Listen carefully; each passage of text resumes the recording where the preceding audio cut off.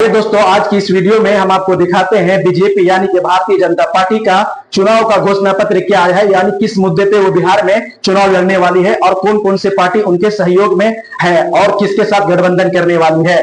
तो अगर हम बात करें तो बीजेपी के सबसे अच्छे दोस्त और सबसे अच्छे सहयोगी दल यानी कि जेडीयू, जिसका मुख्य चेहरा नीतीश कुमार है, और दूसरा नंबर पे एलजेपी जो कि चिराग पासवान की पार्टी है, और तीसरा है हम जो कि जीतन राम मांझी का पार्टी है, और चौथा जो दल है वो राष्ट्रीय लोक मोर्चा जो कि उपेंद्र कुशवाहा की पार्टी है।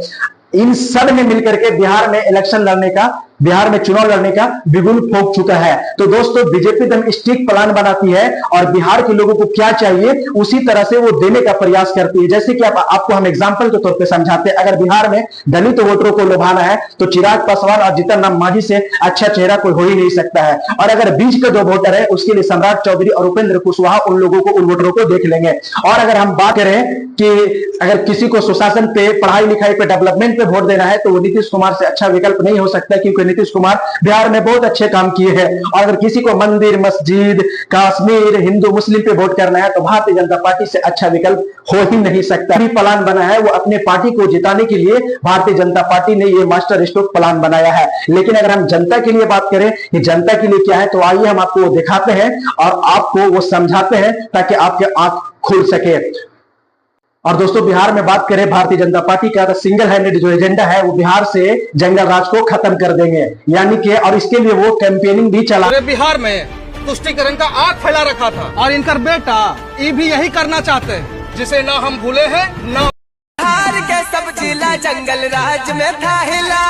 और सबसे बड़ी बात यह है कि जिस जंगल राज की वो बात कर रहे हैं वो जंगल राज आज से कई साल पहले की बात है, यानी कि 1990 से लेकर के 2005 तक वो जंगल राज था। इसीलिए वो जंगल राज सही नहीं था, इसीलिए उन्हें हटा करके आपको यानी सुशासन बाबू को सरकार में लाया गया और बिहार की जनता भारतीय जनता पार्टी और नीतीश कुमार को वोट दिया ताकि आप उस जंगल राज को खत्म कर सके। लेकिन आप अभी भी उसी जंगल राज हटाने को लेकर के आप गीत गा रहे हैं, क्योंकि अगर जंगल राज अभी भी मौजूद है तो 20 साल से सत्ता में आप है, आपने जंगल राज के लिए क्या किया। हमें लगता है कि बिहार में जंगल राज वाला अब नहीं है, लेकिन फिर भी आपको 20 साल और जंगल राज के नाम पे वोट चाहिए, तो ये चीज नहीं चलने वाला है। आप बिहार की जनता के लिए क्या करने वाले हैं उस चीज पे आप बात कीजिए और उस मुद्दा को उठाइए और आप घोषणा पत्र में उस चीज को जिक्र कीजिए।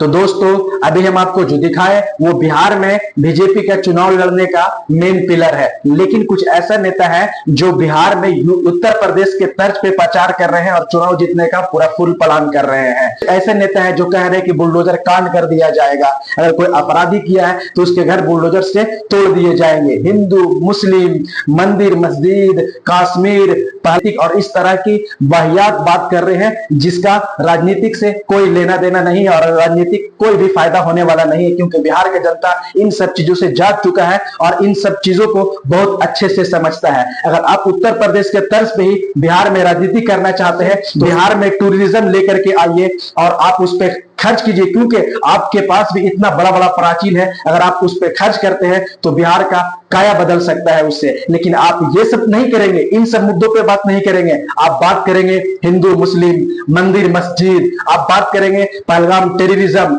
आप बात करेंगे हिंदुत्व की राजनीति की, जो कि इससे कोई फायदा नहीं है। अगर आपको बात करना है तो आप बिहार के हित में बात कीजिए और बिहार में क्या काम होगा उस हित में बात कीजिए, तो जनता आपको वाकई वोट देगी। नहीं तो जनता इस बार का जनता चले जनता को मूर्ख बनाने के लिए जाति के नाम पे, पार्टी के नाम पे, धर्म के नाम पे, हिंदू मुस्लिम के नाम पे, और अगर आप वाकई में आप चाहते हैं कि बिहारियों में चेंजिंग आना चाहिए, बिहार के लोगों में चेंज आना चाहिए और आपको वोट, बिहार की जनता आपको वोट करे, तो आपको सबसे पहले बिहार के लोगों को लाइफ स्टाइल को चेंज करना होगा। आपको एजुकेशन पे डेवलपमेंट करना होगा, आपके एजुकेशन के ऊपर बात करना होगा, प्लानिंग के ऊपर बात करना होगा, आपको नौकरी के ऊपर बात करना होगा। आपको यह कहना होगा कि हाँ, अगर हमारी सरकार बनती है तो हम बिहार में हॉस्पिटल को सही करेंगे, जो कि आपने बहुत दिनों से नहीं सही किया है। तब अब वो वाली राजनीति चली गई कि वो फलाना दलित है तो उस नेता को देगा, और वो मुस्लिम है तो मुस्लिम को देगा, वो हिंदू है तो हिंदू को देगा।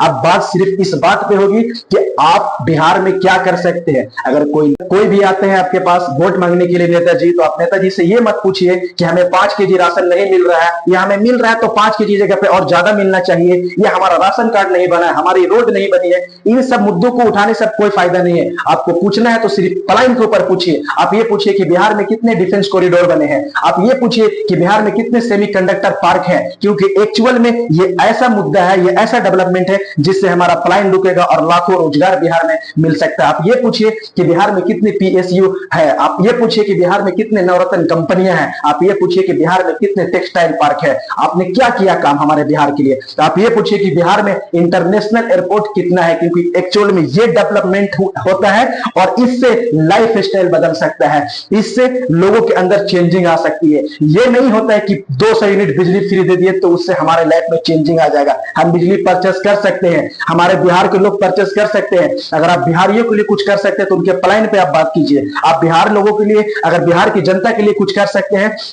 तो आप ये सोचिए कि बिहार में एम्प्लॉयमेंट कैसे किया जाए, बिहार में सरकारी नौकरी कैसे दिया जाए, इस पे आप बात कीजिए। ये नहीं कि हम 10,000 दे दिए, हम 2,000 दे दिए, इतना पेंशन दे दिए, इतना पैसा दे दिए। क्यों दे रहे फ्री में? नहीं चाहिए बिहार को, जनता को फ्री में। क्या आप अपने बाप के पैकेट से दे रहे फ्री में? वो जनता के टैक्स के पैसे से आप दे रहे हैं, जो जनता अपने टैक्स के पैसा सरकार को देती है और उन्हीं पैसों को आप लौटा रहे हैं ये बोल के कि हमारी सरकार ने आपको दिया है। आप अपने पास से 1 रुपया भी नहीं दिए हैं, इस बात को याद रखिएगा। और अगर आपको इतना ही बिहार के लिए कुछ करना है तो बिहार में डेवलपमेंट का बात कीजिए, और बिहार में डेवलप होगा तो पलायन रुकेगा और हम बिहारियों की लाइफ स्टाइल चेंज होगी। बाकी दोस्तों आप जरूर बताइएगा कि हमारी वीडियो आपको कैसी लगी, और अगर अच्छा लगा तो लोगों तक शेयर कीजिए और कमेंट कीजिए, लाइक कीजिए। आज के लिए बस इतना ही। जय हिंद, जय बिहार।